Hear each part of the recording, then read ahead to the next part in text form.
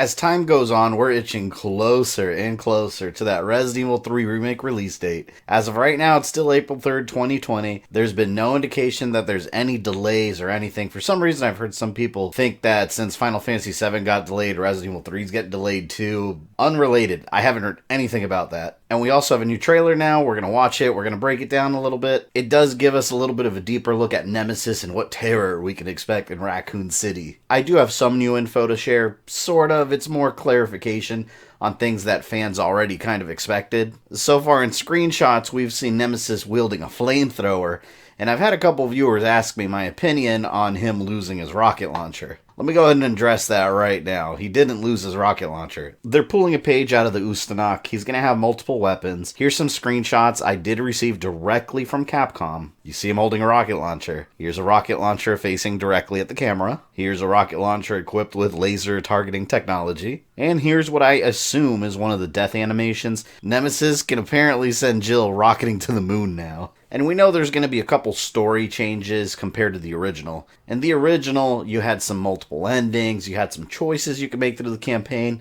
All that's going out the window, which I'm perfectly okay with because they're really trying to create this singular narrative. It was things like, do you want to fight Nemesis or do you want to electrocute him? Little things like that.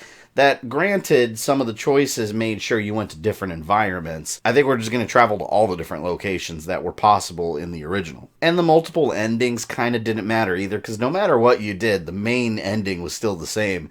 You escape Raccoon City, city still blows up. And Capcom has already gone on record saying that they're trying to really separate themselves from the classic. This time around, some of the minor characters are going to have a much bigger role. Dario, the guy from the original that was panicking and hides himself away, he's going to get fleshed out a bit more like Kendo was in Resident Evil 2. I also received some better images of the UBCS squad that we haven't seen much of yet. We know Mekel and Carlos are around. That's a given. Here's an image of Murphy Seeker. He fills the role of the team sniper. He's the one in the original that throws the grenade in the intro cutscene, and then later on, you either find him turning into a zombie as Carlos and you shoot him, or you find Nikolai having just executed him. And here's Tyrell Patrick, the team's tech expert and monitor. In the original game, you can actually trigger a scene where he opens a safe booby trap by Nikolai and then he explodes. And here's a good look at the hunters. In my last video on this, there was a creature I couldn't quite identify. I thought it could be a hunter, but the image was a bit dark. It did look sort of insect-like too. And there's sort of a redesign. Their claws are much bigger, so they're likely going to be more dangerous than ever now. Can't wait to get my head cut off in one hit when I'm at full health. But let's go ahead and check out the trailer. If you've seen it already, you can skip ahead like a minute and a half or so.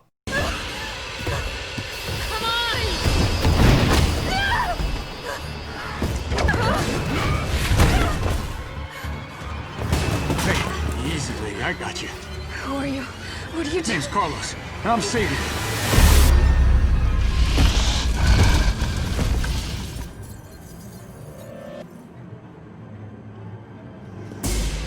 I'm with the Umbrella Biohazard Countermeasure Service. UBCS for short. This city is completely cut off, isolated. We need help. My men cannot do this alone. The town's crawling with those freaks. No chance of fighting our way out of the city. Why is she here? She's unreliable. It's me he's after.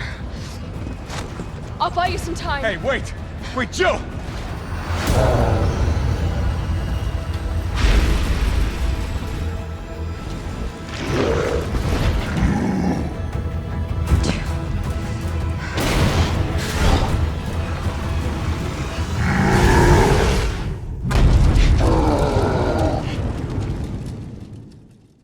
That's the trailer, and there's a couple things I really like about it. For starters, I think Nemesis is going to be a much more brutal physical force to the player. In the original Resident Evil 3, Jill's apartment basically explodes and she goes flying out the front door. Here it looks like Nemesis attacks her inside her home, grabs her by her head and tosses her like a rag doll, and she gets thrown against a car violently. Jill is going to get an ass whooping.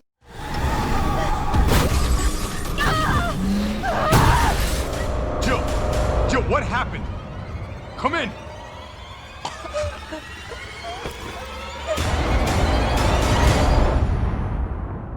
And it looks like this time around Carlos might find her right outside much earlier. If that's the case, that's another change, since in the original she didn't immediately team up with him. I could be wrong about that, it could be just the way the trailer's edited, but that's what it seems like. And judging by the trailer, Carlos and his squad are going to be a much bigger presence in the game. I am hoping that Carlos gets much more playability instead of just one section. In the original, it was just that one part where Jill's infected, he goes to the hospital and comes back, and that's it. I wouldn't mind it if half the game you're Jill and the other half is Carlos, just in different areas. And I think since we don't have those multiple paths anymore like we did in the original, have all the different areas in this game, but maybe Carlos explores half and Jill the other half. I noticed too that the train where Mekel is holed up in is filled with people. That's new. I think Capcom is crafting a Raccoon City that feels much more alive. I know that's hilarious to say, considering what's going on, but in classic Resident Evil 2 and 3, it felt very empty, like you were the only person left walking around. And that's the way it was intended. It's supposed to make you feel very isolated, like you're in a dead city. And you gotta remember, Resident Evil 3 starts out early in the outbreak, so it's realistic to think that there's gonna be plenty of people in this city running around everywhere in panic. I'm guessing Nemesis is gonna get to that train, and it's gonna turn into a slaughterhouse. Just think of that scene in Predator 2, when Predator goes into the subway train. That's what I'm thinking of. But the main star of the trailer, of course, is Nemesis. And it still doesn't show his rocket launcher in the trailer, but we do get plenty of glimpses of his flamethrower with an enormous fuel tank on his back. If you know video games, you know that's probably going to be the weak spot. This was a very action-oriented trailer, and I think that's giving us a glimpse of the overall vibe we're going to get from the game. Resident Evil 2 was much more suspenseful and slower paced. In Resident Evil 3 Remake, we're likely going to be running around a lot, just trying to survive while the city just falls apart around you. I kind of hope that Capcom leaves it like this for now. I don't think we need any more trailers. I'd love to stay away from spoilers from here on out, since the game's fairly close to release. I'm going to stream it day one for sure, but let me know what you thought of the new trailer down below. And since we know Nemesis has more than one weapon, what other attachments to his arsenal do you think would make him more terrifying? I know Operation Raccoon City is a bad word among much of the fan base, but Nemesis had a big ass Gatling gun in that. It'd be cool if they slapped that on him in this game. I'll catch you guys later.